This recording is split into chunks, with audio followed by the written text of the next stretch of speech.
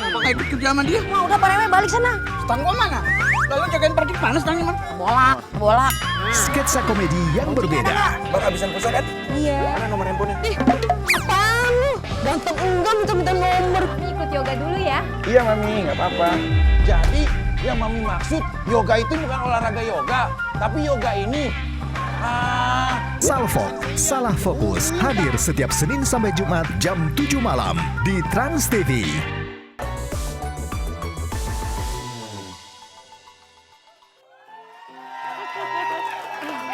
Oke pemirsa nggak sabar ya.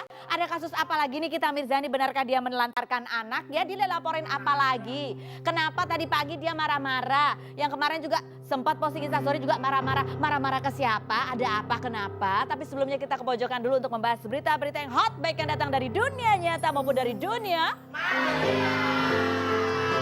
Oke, dari dunia maya datang dari Bali. Ini dari instastory-nya Gaston Castanyo yang kayaknya lagi menanti kelahiran anak kedua ya dari pasangannya. Oke ya, dia ngetek ke Anggita Perez. Anggita, ini adiknya Julia Perez ya. Kapan dikasih surat-surat, janji-janji terus katanya dia terus.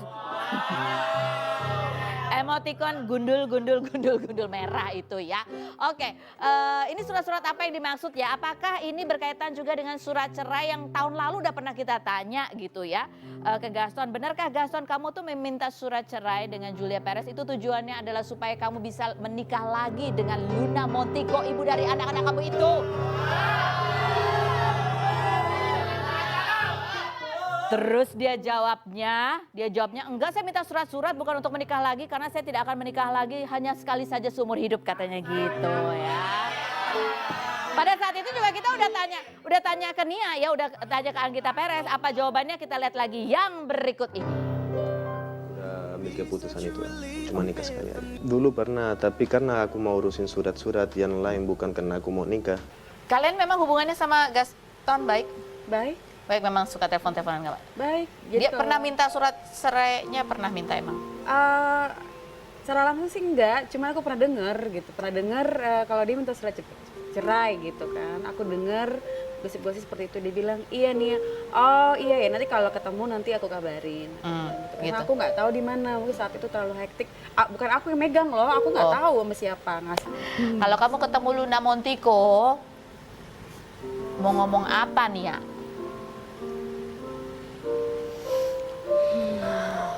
Kalau ketemu cuma bisa bilang apa ya? Semoga suatu saat, semoga pokoknya Gaston setia sama kamu.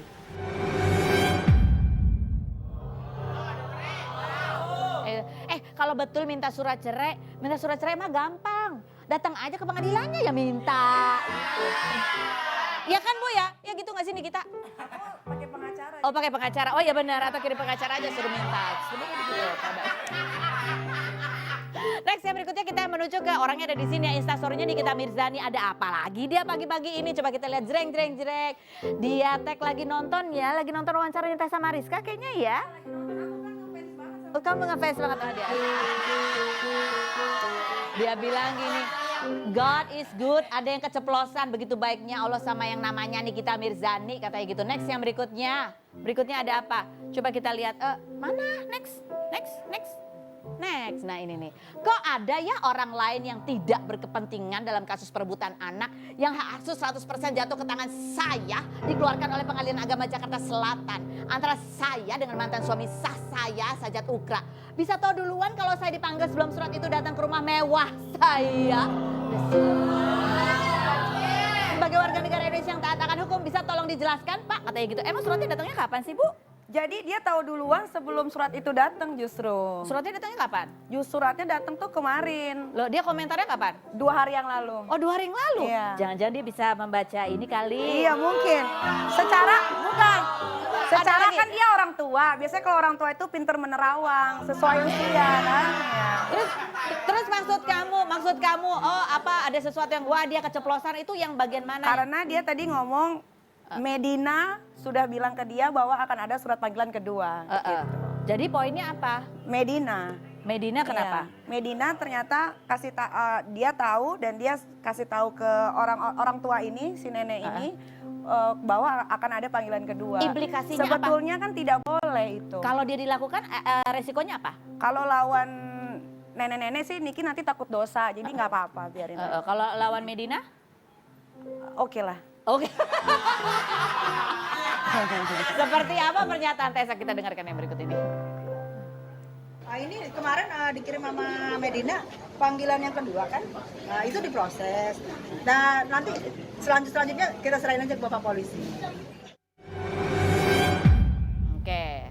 Terus Tessa Mariska juga memposting hari ini seolah-olah kayak jawab-jawaban sama kamu ya. Oke, jawabannya kayak apa sih yang mana yang tadi dibacain? Coba kita lihat yang dia bilang gini, kesombongan menghantuimu. Contoh kecil aja ya, harga lilin kamu samakan dengan harga diri 2 orang manusia.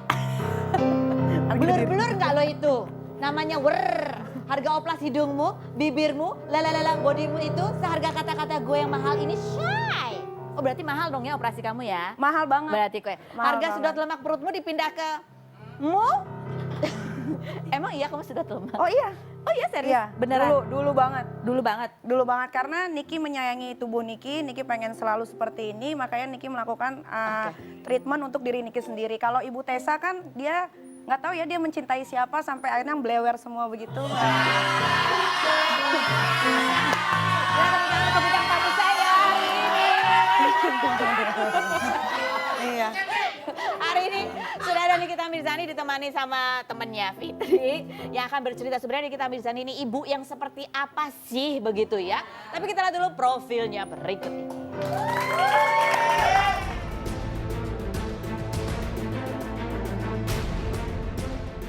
Nikita Mirzani, selebriti kelahiran Jakarta 33 tahun silam ini pernah berseteru dengan Kiki The Potters, Barbie Kumalasari, Tessa Mariska, Meldi dan Chris Hatta.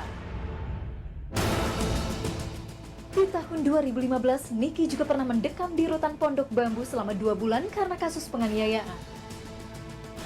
Ibu 3 orang anak dari 3 pernikahan ini kembali dipanggil polisi hari ini atas dugaan tindak pidana menempatkan, membiarkan, melibatkan, menyuruh melibatkan anak dalam situasi bersalah dan penelantaran anak yang dilaporkan oleh Sajat Ukram mantan suaminya.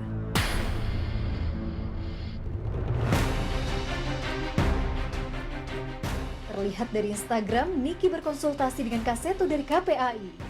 Sebelumnya, Sajat pernah melaporkan Niki atas diskriminasi anak pada tahun 2016 dan dilaporkan balik oleh Nikita atas dugaan kasus penelantaran anak pada Desember 2018. Seperti apa kelanjutan kasus Nikita dan Sajat? Saksikan kisah selengkapnya hanya di Rumpi No Secret.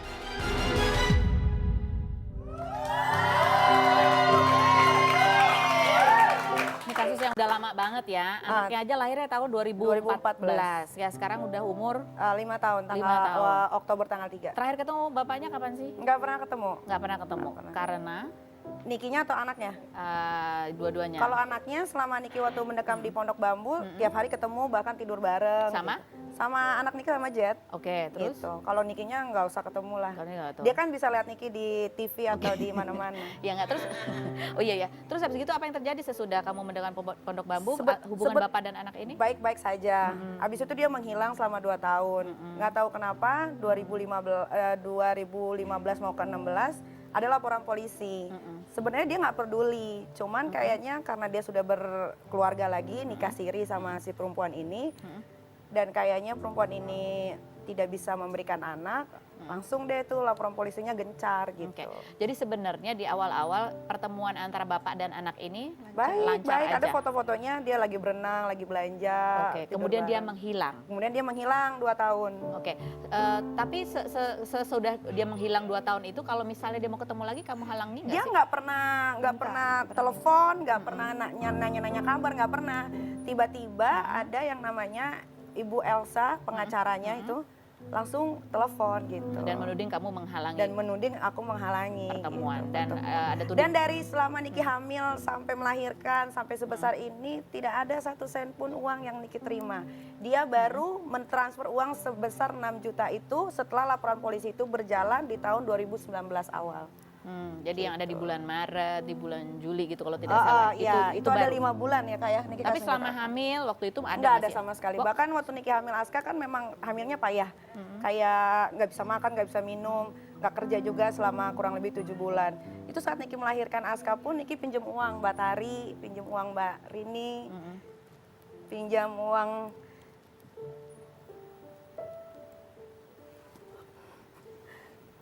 teman-teman Niki yang tahu perjuangan saat Niki hamil Aska. Sampai pinjam uang. Sampai pinjam uang karena emang Niki nggak kerja saat itu. Dan dia tidak Nggak ada sama sekali. Dia kemana? Sampai sebelum itu kan Papa Niki meninggal ya. Malah dia bilang Papa Niki meninggalnya itu acting gitu. Dan itu masih ada di WhatsApp. Semua Niki simpan dengan baik supaya nanti ketika Aska udah besar, dia udah ngerti semua, Niki nggak perlu cerita ke dia, Niki cuma kasih unjuk semua yang Niki simpen selama ini. Gitu. Oke. Setelah perlakuan dia nggak ngasih uang selama kamu hamil, kemudian ketika melahirkan pun dia cuma datang kasih nama waktu itu ya, kalau tidak salah. Kasih nama dan itu sempat ribut di rumah sakit kan. Dan dia tidak membayar biaya persalinan Enggak sama juga. sekali.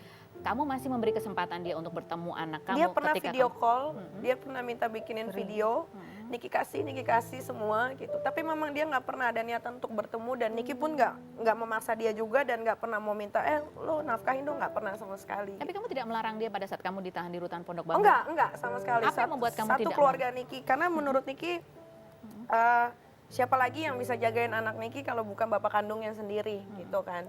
Terus nenek Niki sempat minta izin dulu ke rutan, ini ada Jet sempat juga besukin Niki kan.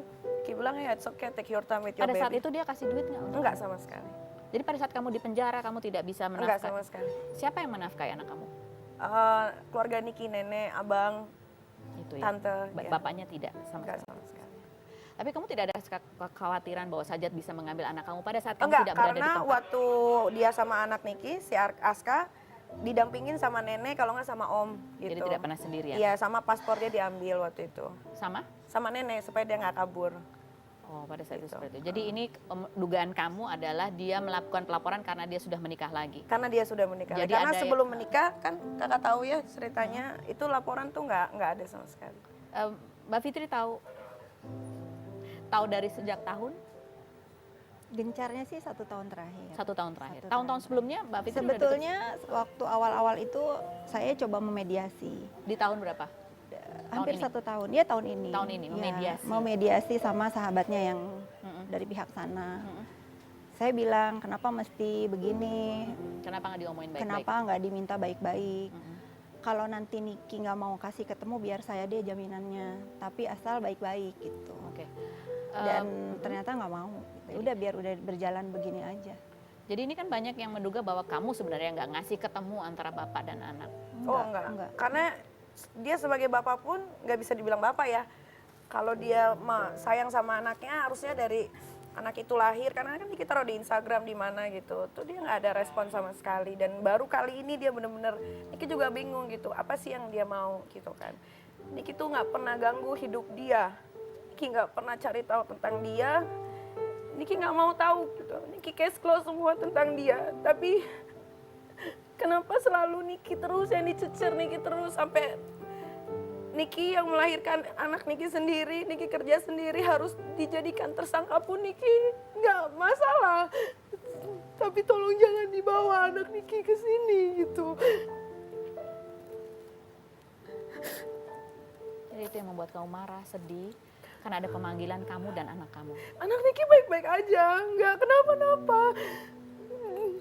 Dia sekolah di tempat yang paling bagus yang mungkin orang-orang keluarga yang utuh nggak bisa nyekolahin di situ. Niki kasih semua fasilitas yang terbaik yang Niki bisa. Niki kasih semuanya, waktu Niki kerja dari pagi ke pagi. Semua buat anak, kenapa selalu Niki diusik untuk urusan anak. Niki nggak masalah orang tindas Niki, orang injek Niki, orang caci maki Niki. Sesuka mereka terserah, tapi tolong anak Niki nggak tahu apa-apa Kak. Niki tuh sampai Loli udah ngerti, Loli telepon Niki barusan. Loli bangga jadi anak Mimi. Mimi nggak usah sedih, maafin Loli kalau Loli belum bisa jadi anak yang baik buat Mimi. Di sini Loli lagi belajar. Nanti udah gede Loli bakal bahagiain Mimi. Niki tuh sampai Tuhan ini kenapa sih sampai orang lain pun harus ikut campur. Cuman aduh Niki tuh sampai apa sih mau kalian? Kalian mau apa sama Niki gitu? Kalian kenapa sampai begini? Niki nggak pernah, I'm never bothering you, Jad. Kenapa selalu ganggu hidup Niki itu kenapa? Sekarang dia semuanya bersatu sama yang pernah berseteru sama Niki. Untuk apa? Niki nggak takut gitu. Tapi tolong jangan bawa-bawa anak Niki dalam kasus ini. Kalau Niki telantarin dia, gimana Niki menelantarkan anak kandung Niki sendiri? Kalian semua bisa lihat. Gimana sayangnya Niki sama anak. Gimana Niki...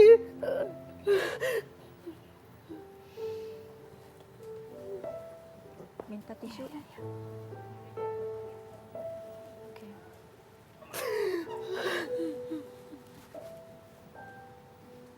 Jadi kamu tidak ingin anak dibawa-bawa, tidak ingin anak merasakan perseteruan kamu dengan bapaknya. Anaknya pernah tanya bapaknya nggak sih? Enggak, karena dia nggak pernah tanya juga sama Niki. Tapi Niki selalu, Aska tahu nggak ini siapa? This is your daddy loh. Bukan ini daddy aku. Enggak, ini daddy Aska. Enggak, ini daddy aku. Jadi aku pun kadang suka, demi Allah Rasulullah, tidak pernah satu kata pun keluar dari mulut Niki untuk menjelek-jelekan mantan suami Niki di depan anak Niki. Tidak pernah sama sekali.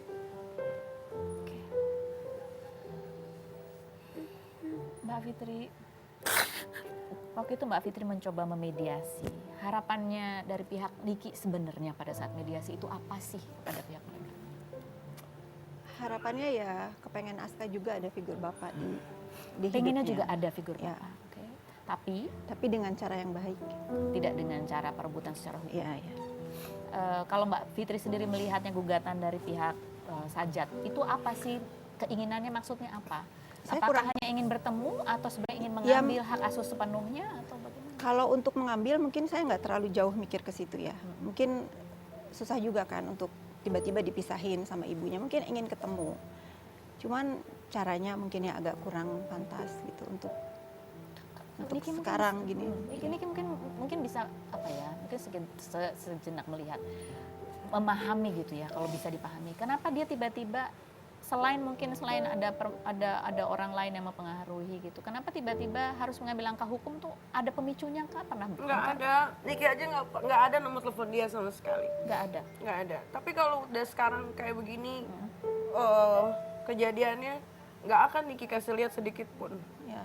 Mulai detik ini Aska tidak akan Niki taruh di Instagram Niki. Tidak akan Niki expose lagi. Sudah cukup semuanya.